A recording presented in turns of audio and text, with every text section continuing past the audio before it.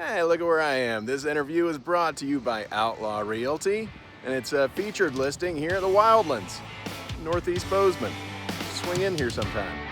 All right, thanks for sponsoring this episode.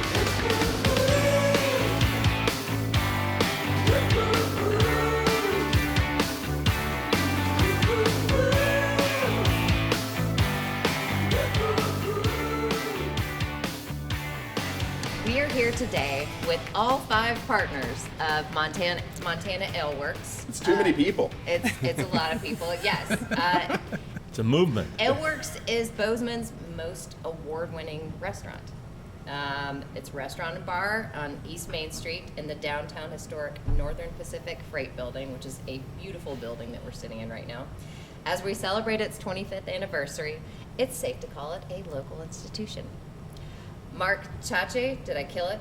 You got it. Christin Cooper, Roth Jordan, Faris, and Jacob Huder are here joining us to talk about Ale Works and what has been happening the past 25 years. Thank you so much for having us in the restaurant, guys. Thanks for being here. Thank you. Thanks for being here. Like, we've never been here before, you know? Actually, I think we live here. It's our second. So, you guys all come from various backgrounds. You guys are like former pro skiers. We have a West Coast guy who is a GM just like baked in his blood, and then 2 Southerners who come from culinary backgrounds. How do you make this partnership work? Because clearly it works. Why? Quite a melting pot. But I think I'll speak to it from us being former athletes, and what we have right now with this partnership is a team. Everybody contributes something to the team, and I think it's taken us 25 years, well, really in the last 5 to 10 with this team to really gel, to execute at the level we are. Everybody produces something in the restaurant, and we complement each other. Mark and I are the co-founders in 2000, and we had other partners at that time, and we've been through a number of partners to get to this group that is just like Mark says, it's a fabulous team, and we get that none of us is the expert in, we're each have expertise in each area, and we each bring it in, and it's like in sports. It's how do you communicate within the team, who's the leader in what area, who's the point person in different areas, which allows other people to focus on what they do well. And we've just found like fabulous human beings, I think, among the 5 of us who all have a common goal to be the community gathering place in Bozeman and to serve with hospitality and to kind of represent what the best of Montana. And yeah, we think we have the right crew to do that. And it's really fun. Like, we're all working really hard and having a lot of fun doing it. The chemistry of it all. Yeah. Sean, Matters. talk about it from your perspective, managing day-to-day operations here. I'd go back that I moved to Bozeman on the guise of going to college in 1994 and needed a job and started working at a downtown restaurant called Mackenzie River. Yeah. Washing dishes, making pizzas, you name it, delivering. And Mark and Kristen were, at that time, the founders as well as owners of that restaurant.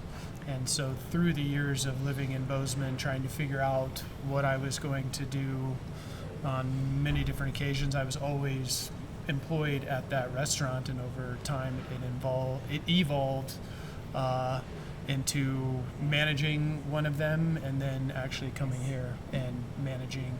So from a cultural standpoint and what that business stood for, it definitely was a very strong pull to want to continue to work for the organization, but at Montana Ale Works. So managing this place on a day-to-day basis. This is an aircraft carrier. We call it the Beast.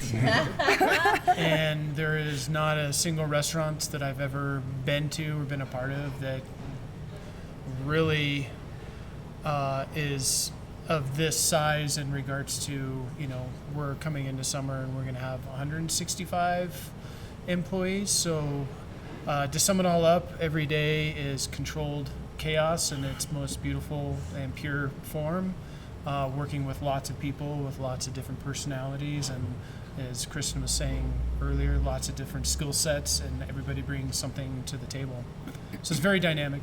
So you guys have been together since Mackenzie River. You picked up Sean. At some point along the way, you picked Madison. up Michelle. She crushed it.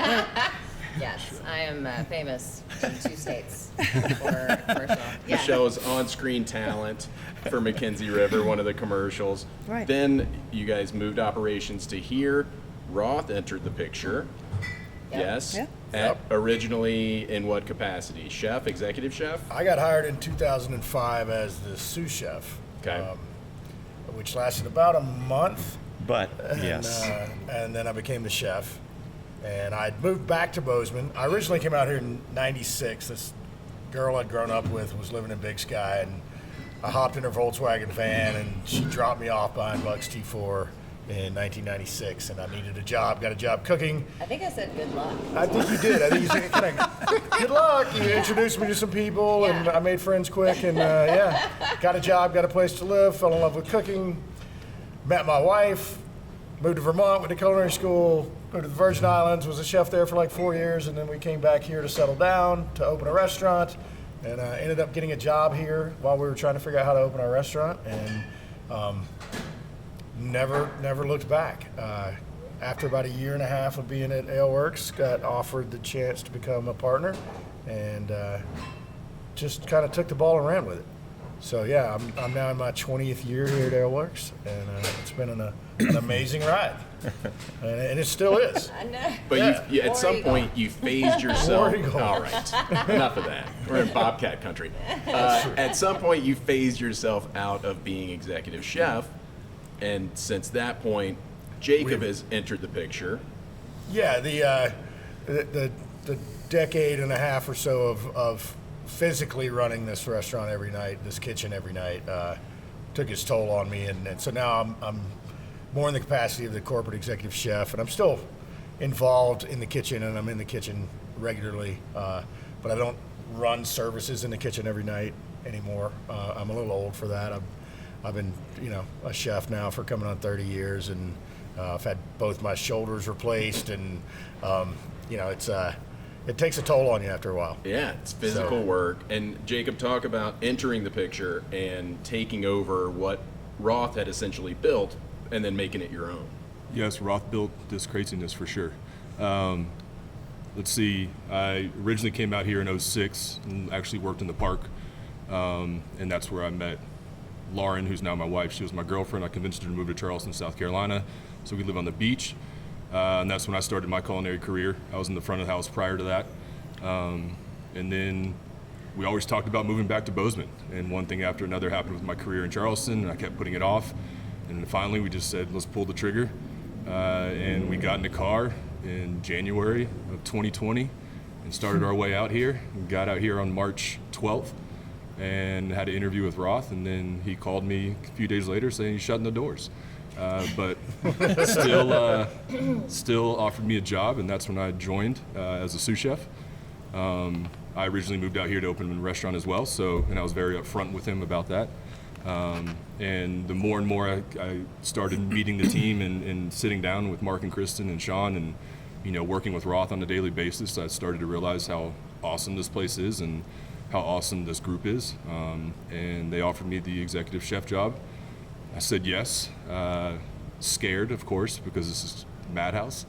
But it was awesome. It's been a great ride. And then about a year and a half later, they offered me partnership. So here I am, and just trying to keep up with these young kids. Yeah. I mean, it is a well-oiled machine, the kitchen. My son has worked in and out of the kitchen here, and he loves it. He loves the culture. He loves the respect that is even for the dishwashers in the kitchen. So the culture that you guys have created in Ale Works is fantastic. It's such a great place for people to learn about how a restaurant works. So.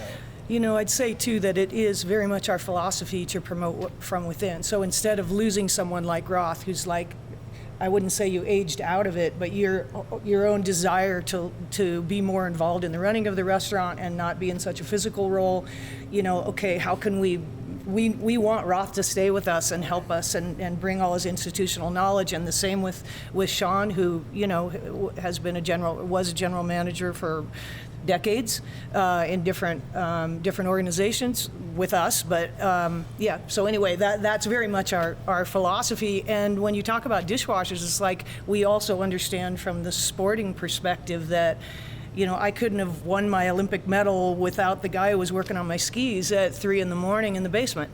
And it absolutely does not happen without every person that gets me to that position. So we come to this business and everything that we do in life with that philosophy that everybody is important. I love that. Absolutely. No, I talked to Smith this morning. He started last summer here, and I said, "What is it that you think AleWorks does well?" And he said, "Well, it feels fun. It's like a fun family working together to do." And people yell sometimes when it gets busy, but everybody's on the same team. And he said, from a training standpoint, it's that you have the people training the new folks who are actually doing the job every day. It's not a manager who is not bussing tables who's training the new busser. It's the busser who is bussing the tables and understands the tiny details of the job.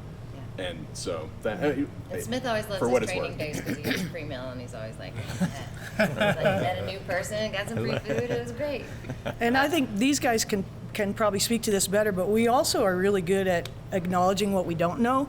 And from Mark and I's standpoint, again, coming from sports, it's like you got to be able to admit your mistakes. And so when we make a mistake on a night, like we have a really good system for spreading that word, what do we need to do differently? We don't point fingers like you blew it. It's like, okay, how did we maybe fail this person that they made this decision, and how can we train them to make a better decision next time? And we just never think that we know it all. And I mean, you guys, that's what we feel. It's like it's okay to say yeah, okay, we're learning something new today. Right. What do we do different? I would say our training program is rather extensive, regardless of where you work in this building. A good example of that is we have 2 fairly new managers in this that are on our team. One of them is still in training, and it's a 3-month process. You start in the dish pit washing dishes, and then you bus tables, and then you work at the host stand, and then you go through full server training, and after server training you wait tables for a couple days, then you train behind the bar before you even actually get to management training. And I think we take that same principle with the rest of our staff. So if you are, for instance, somebody hired as a server here, it's a pro and a con for people that want to work here. A lot of people don't want to have to go through 3 weeks of training. They want to just start making the big bucks right away. But what it teaches people is that this restaurant cannot operate successfully as individuals, that it takes a massive team from back to the server thing. If you're taking an order, that order goes to the kitchen makes the food. We've got an expo that makes sure the food's going to the right table. You've got food runners that take the food to the table. You've got managers walking around. If you're a guest in this restaurant, there's a really good chance you're going to have 6 to 8 different employees actually physically touch every single table and guest in this restaurant. So it takes a massive tribe to do that, and proper training really ensures that we are giving the level of hospitality and the quality of food that we're doing. Yeah, and it shows. And I think that it also garners respect at every level. Right. If you haven't worked in the dish pit, you don't have respect for that. Exactly. How hard those people are working. I really love the symbiotic relationship that, all the servers and the dishwashers and the bussers and everybody, the hosts, they all work so well together, and it's a fluid process. And we don't value any position in this restaurant more than the other. Right. And I think that adds to that family team oriented thing, that nobody's lower. Everybody is in charge of ensuring there is no such thing as that's not my job in this restaurant. Yeah, and you do hear that in other restaurants because I work in. This one's for Roth and Jacob. What style of food would you say you serve here? That's an interesting question. We have, for me anyway, I have a lot of different influence. I would say my background is more fine dining with a lot of French influence, but I also love everything from Latin and Mexican cuisine to Asian cuisine. You know, on any given night, we run 8 to 10 specials, and you might have, you know, a mole chicken taco and a paella and you know, an Asian halibut dish, and you know, food from all over the world. And I think that's one thing that a lot of people say that's good about us, is that they have something for everybody, you know, whether it's on our menu or through our specials. And I guess the biggest thing we carry into our food philosophy is that whatever we do, you know, we're a from scratch kitchen. We make everything in house. We have a full prep crew that shows up at 6 o'clock every morning just to make enough food to get us through that night. But everything is made from scratch with love by hand. And I think our paella is really good paella. And at the same time, our mole tacos are really good mole tacos. And you know, it's authentic. It takes a lot of food knowledge. We talk food. We have a lot of foodies in the kitchen. We research the specials that we come up with, and so it's hard to nail down one cuisine or one thing that we do well.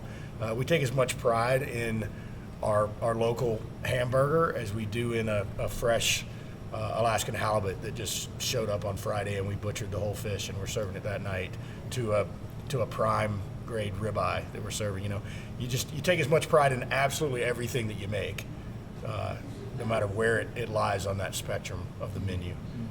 That Yeah. seems to give you a lot to work with there, Jacob. Yeah, I'm not sure I have anything else to say.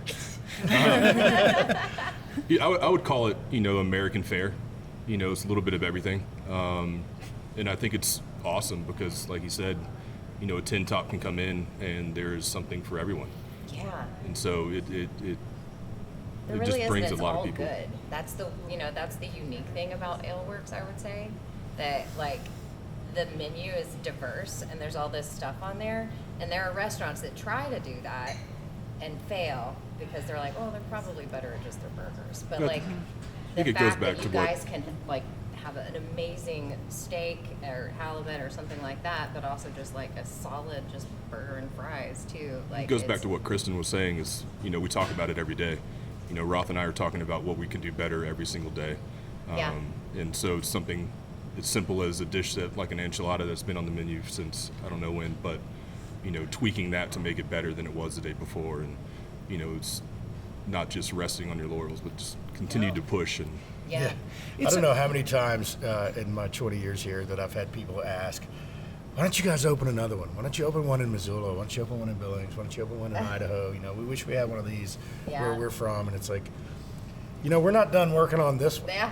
Yeah. You know, this one is Perfect. always a work in progress. We are always Yeah. trying to make this one better. And, Yeah. and I don't think we'll ever really be done with that. It's about the journey, not the destination. You know, Right. it's just constantly trying to be better at everything we do.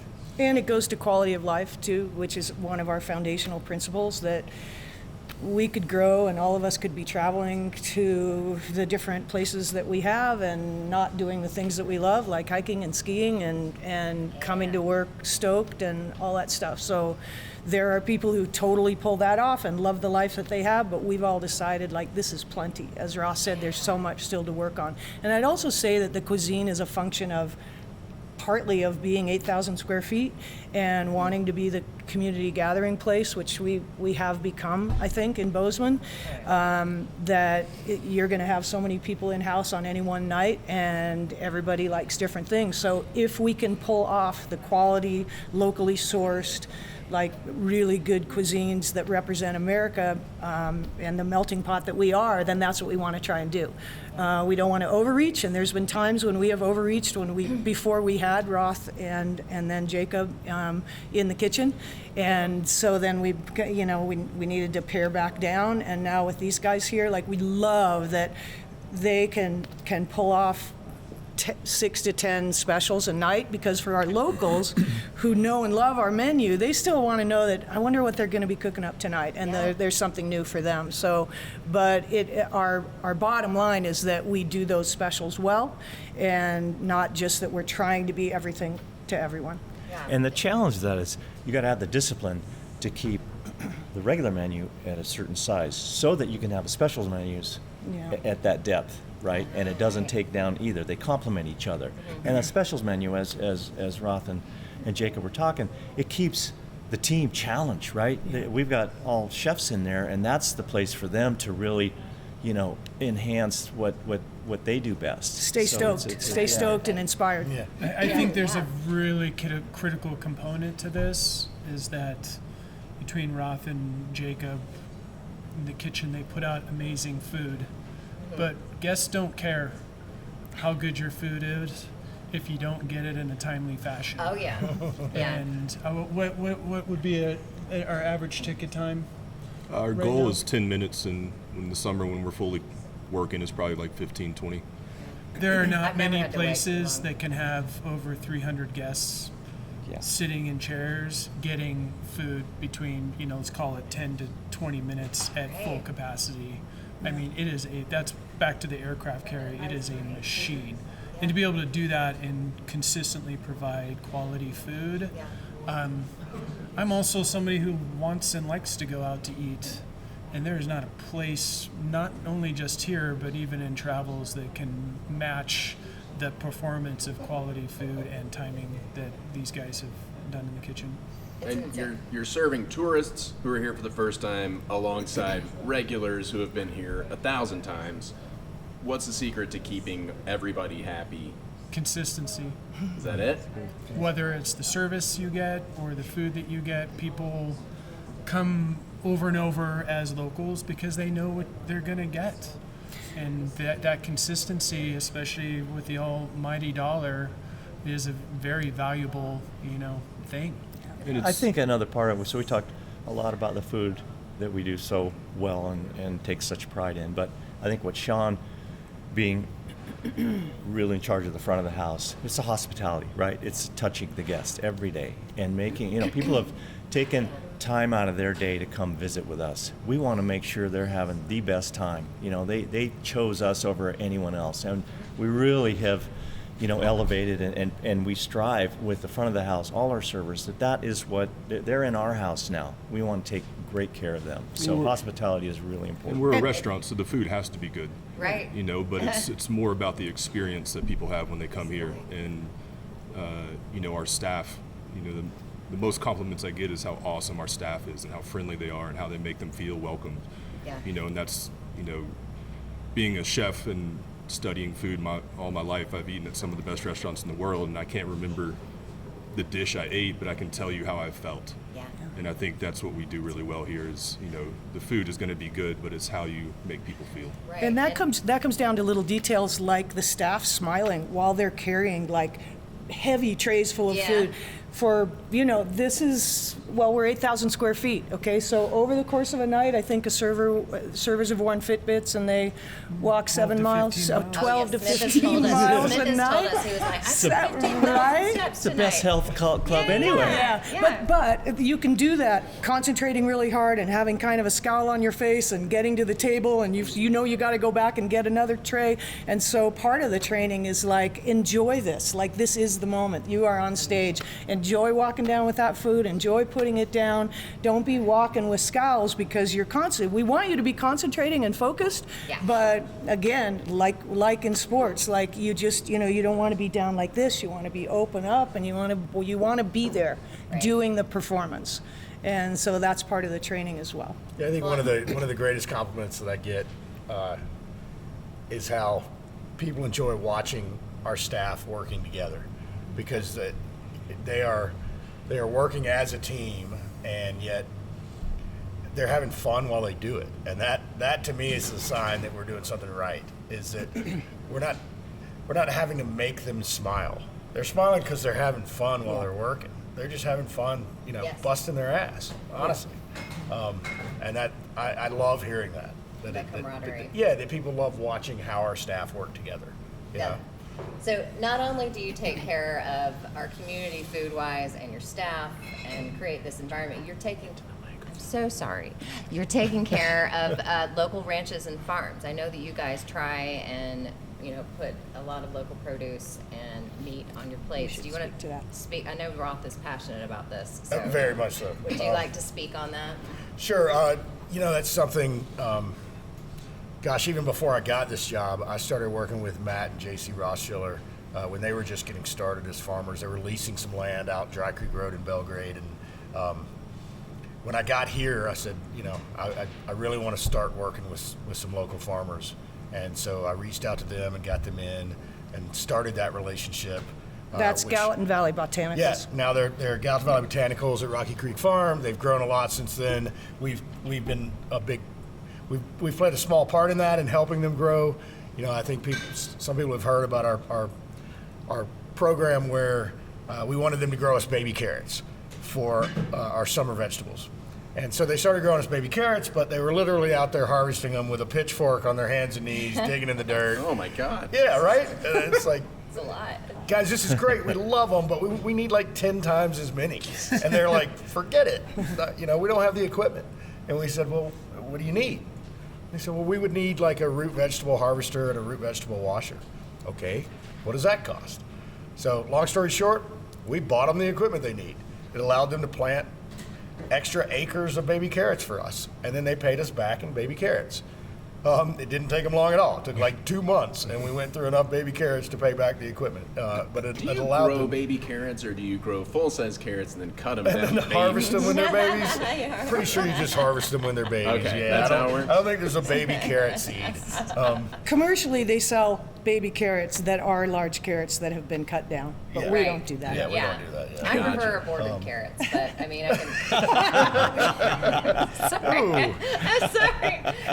Let's keep going with that. Okay, yeah. So your meat. Yeah, so then same kind of deal where Rick Wansky from Montana Wagyu Cattle Company came to my back door and was selling Wagyu beef, which was kind of the hot thing back then in 2007, 2006, whenever that was. And anyway, so we started offering a Wagyu burger. We were already offering a local grass-fed burger as an option, but it was an upcharge. And Rick and I, just over the years and developing our friendship, we both just really hated the fact that there's 2-to-1 cows to people in Montana, and yet 98% of our cattle get shipped off to a feedlot in Nebraska or Colorado to then get fattened up, processed, and then sent back to us. And so we came up with a program working with Rick where we took his trim from his Wagyu and we bought Angus at auction in Butte to our specifications, and then we came up with a proprietary blend where we blended Angus and Wagyu to come up with our in-house proprietary burger. So And good. then we kind of planned it so that when we introduced it, we were able to introduce it on the menu without much of a price increase, and then just pull back commodity burger and take it off. So then it wasn't an upcharge or an option that you could get local beef. You were just getting it. And Do you so have a that, name for this proprietary blend? Our proprietary blend. yeah, it works proprietary blend. It's, Delicious. Yeah. It's delicious, and we've tweaked it over the years. Wagyus. Now we do like we do a chuck and Wagyu blend, so we use Angus chuck. Anyway, Yeah. Programs like that, But the cattle never leave Montana. Yeah. They're raised in- processed in Butte, which is 80 miles away, so that's as far as the cattle ever go. In fact, we're doing our staff tours right now. We're getting ready to go out to Rick's place. We'll take staff and let them see the cattle in the field, where he raises them, how he raises them, and then we're also going to Ranch Land Processing in Butte to watch the cattle being processed and turned into our burger and then brought back to the restaurant, and so you get to see the whole cycle. And we do that with, all of our pork, all of our bison. Our bison is from the Salish and Kootenai tribes in northern Idaho and South Dakota, processed in Butte. So, Trout are coming from Flathead Lake. yeah, they were on the menu last summer. Yeah, absolutely. And the whiskey The whiskey is grown locally, the malt for the whiskey. Let's talk about that a little bit. This is so you guys have started doing your own collaborations, putting out Aleworks whiskey in association with Bozeman Spirits. Talk about the 25th anniversary bottle that's coming out this year. Oh, well, There it is. it's. I think we're gonna taste a little bit of it today, if you guys are okay with that. But, I love this. We're gonna open it and taste yeah, it. the Freight House is that's been an incredible original. success. It's our original. We are on our 5th batch of Freight House now. It's a single barrel bourbon. This was something we worked with Jim on, for months now, for our 25th anniversary, doing an Aleworks Reserve bourbon. It's a bottled and bond, 100 proof. It's a high wheat bourbon, which I really like. It makes for kind of a smoother finish to me. The mash bill on this is just incredible. I'm gonna get some glasses. Yeah, do it. Bring 'em over. I'll open. Yeah. 'Cause- Keep talking about it. well, what else is there to say about it? This is It's delicious. it's delicious. It's I think one of the best bourbons that's been created in Montana. And I it's really a do. great thing for people to bring to relatives as gifts. Like, I give people Exactly. this bottle all the time. Jacob, can I And borrow they your knife? love There it you go. because it's a good, wait, Thank this you. one has a little bit of water in it. And the thing Rub about that the on your Oh, leg. thank you. The Freight House label actually shows the building, the Aleworks building in 1924, at the time when Bozeman and the world was just moving from horses and carriages to Model Ts, and in front of the building is that their wool and wheat is coming into this building here, which is now Montana Aleworks, by horse and wagon and also by Model T. So, yeah, it's kind of fun to acknowledge the history of the building with the Freight House. This one, we wanted to make an even higher level bourbon to show everybody what Bozeman Spirits can do, what the local distilleries here are creating. And they are really happy with it, and so are we. These guys all went and tasted and made sure that we got the barrel that we wanted and the flavor profile we wanted. Cheers to you guys. Cheers. Yeah. So cool. Congratulations on your 25 25th years. anniversary Thank since you. March 16th of 2000 In marriage, what is to 25 2025.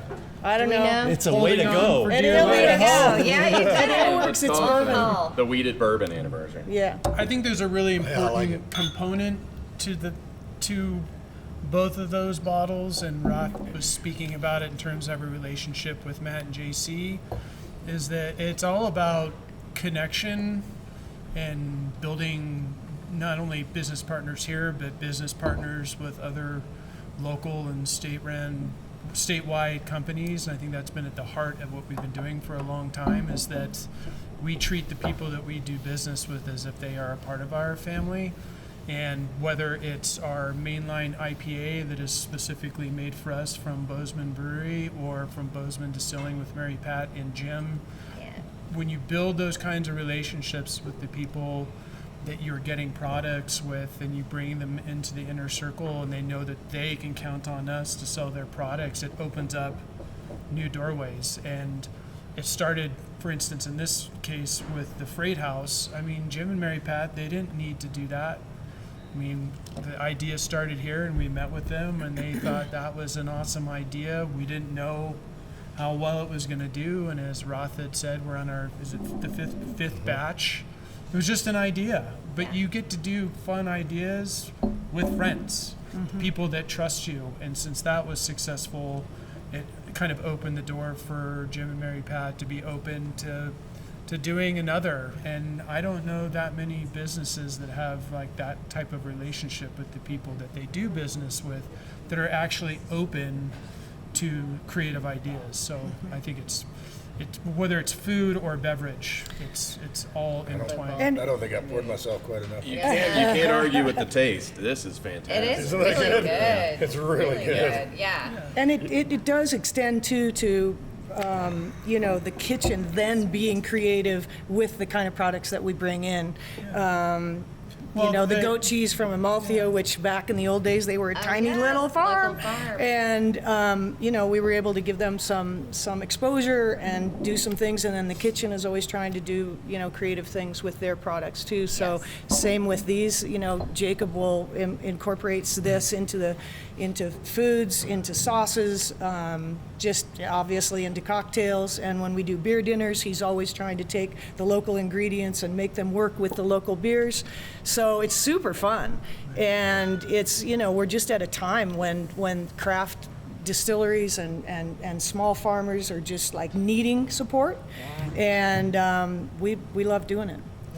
Yeah, I think it's a really neat thing to be able to tell people that we, as a restaurant, we purchase more Montana product than any other restaurant in the state of Montana, hands down. whether it's food, whether it's beer, whether it's spirits. There's just our dedication and it being such a part of who we are and part of our culture is just to once again be part of the community in that way, and that we're supporting them, they're supporting us. We're all Bozemanites, we're all Montanans, and keeping that money here, keeping that business here, it's really rewarding to see every year how much of our money we actually spend on Montana product. Right. It's important to do.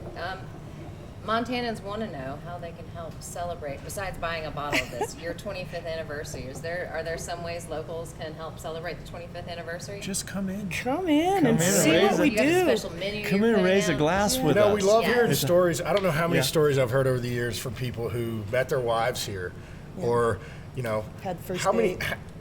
had first dates here. Yeah. How many married couples with children do you think are out there who met while working at Aleworks? Yeah, a lot. You know, it's Yeah. probably hundreds. And especially if you go back to Mackenzie River, like then there's a whole nother yeah. like generation that Mackenzie River and then Aleworks, and so it's pretty cool. And they come back, as you're saying, what can you do? Like the biggest compliment that you can give us, and I think one of the greatest experiences anyone can have, is to come back to Aleworks and see what we're doing now.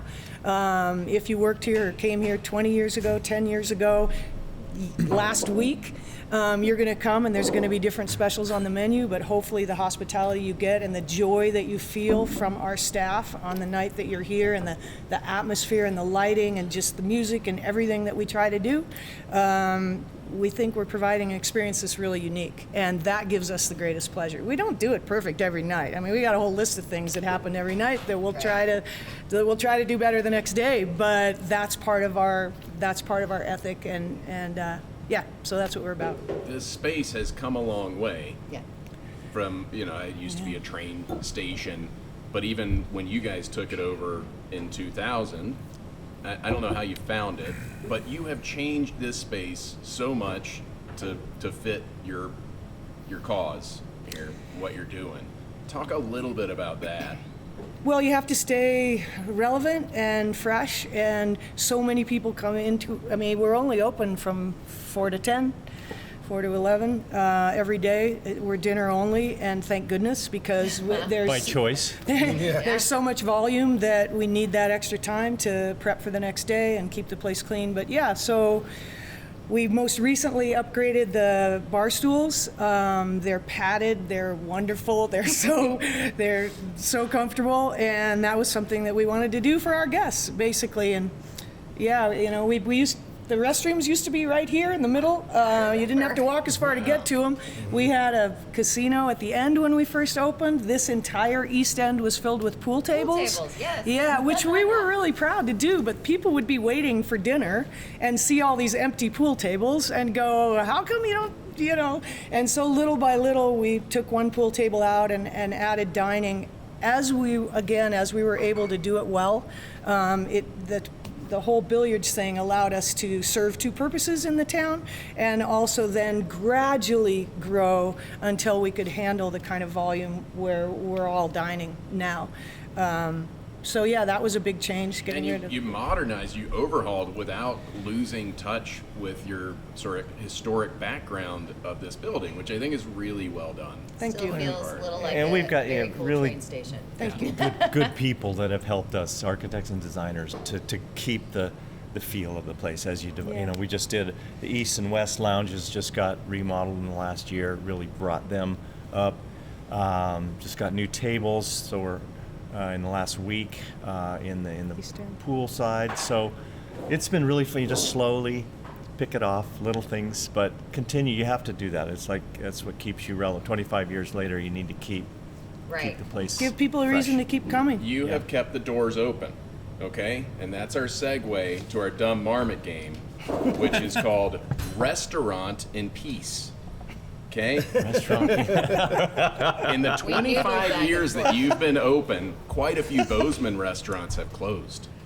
All right? This gives you an opportunity to dance on the graves of the restaurants that I you've don't like outlawed. that. It's not a mean-spirited game. It's a way of remembering them. I would Right? say Okay. 86th Bozeman is the title for this game. It's fine.